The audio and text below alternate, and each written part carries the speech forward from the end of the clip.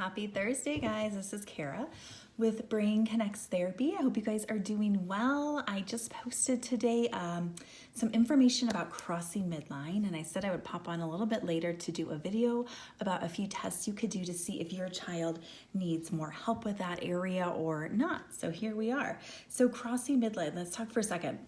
The importance of it. Crossing midline is all about the ability of the corpus callosum, so the area in the brain that connects the right and left brain hemispheres, to do the job that it needs to do. It's like the super highway that connects the two hemispheres, that creates balance in the brain and the body, and is able to give us smooth, efficient movements, be able to tie our shoes and put on our socks, catch a ball, like do anything where we have everything in front of us.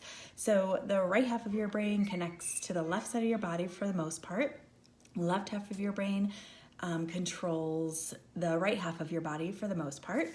And that's why it's so important, because we need that connection to be able to get some symmetry throughout our day and be able to do things equally in our body. So there's a couple things I wanted to say about that. Like if you're a therapist, and this happened to me, was having your kiddo identified, yes, they have trouble crossing midline, and your therapist is having your child just take a ball from one side of the room and put it in a bucket on the other side of the room.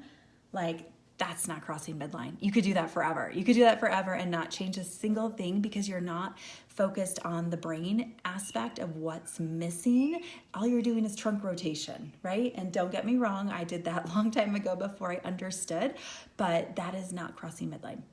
We want to get down to where that started. So crossing midline starts, building up the corpus callosum in order to be able to cross midline starts with floor work. It starts with infancy. It starts with building the brain. So primitive reflex movements, neurodevelopmental movements where the baby is on the floor, that's where they start to, as babies develop, they first are homologous, where they're kind of like this whole unit, and then they're homolateral, where they're using one side of the body and the other side, and then they start to do the cross pattern. So over time, they get the cross pattern going. So it takes a little bit of time during infancy to get to that cross pattern.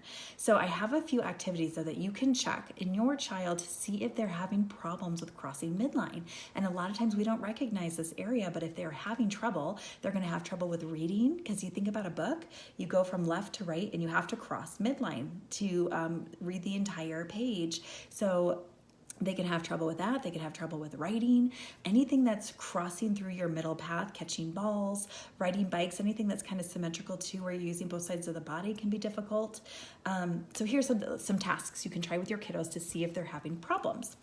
First, with the eyes, if you have them track, so their head stays completely still and you're just having them slowly track an object, keep it about a foot away from them so they can see it well.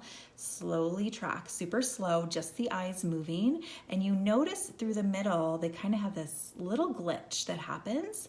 That means that they have trouble with eye tracking, and they have that trouble with crossing midline. So you'll notice it if you see it. It's just this little tiny glitch. Another activity to try is figure eights. So have a piece of paper big enough that kind of crosses their middle, and you're going to have them make an 8, a sideways 8, right? Like not an up and down, but kind of horizontal.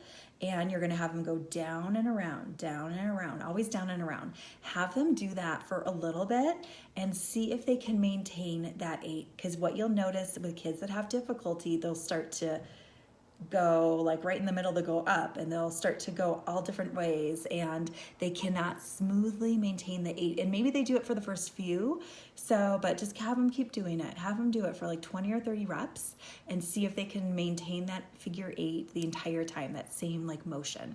And where you want the middle to be of the 8 is kind of in the middle of their body. Another activity you can have them do is the cross crawl from Brain Gym. That's an activity where you're taking your right hand and touching your left knee, taking your left hand, touching your right knee, and just back and forth.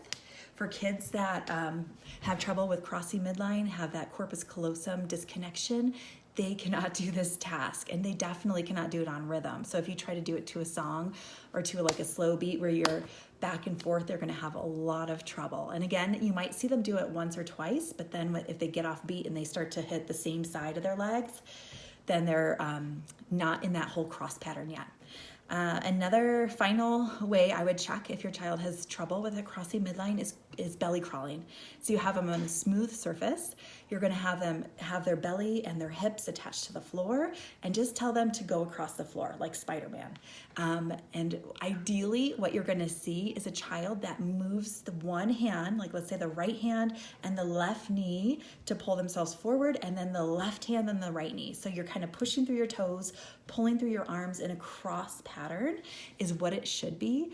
But you're gonna see your kids are, if they have trouble, they're either gonna be homologous, where they're pulling through both arms or pushing through just their legs, or they're just doing one side or the other, where it's like both right arm and right leg are moving, or left arm and left leg are moving. Then you know they did not get enough stimulation, floor work, reflex integration to completely integrate that midline crossing.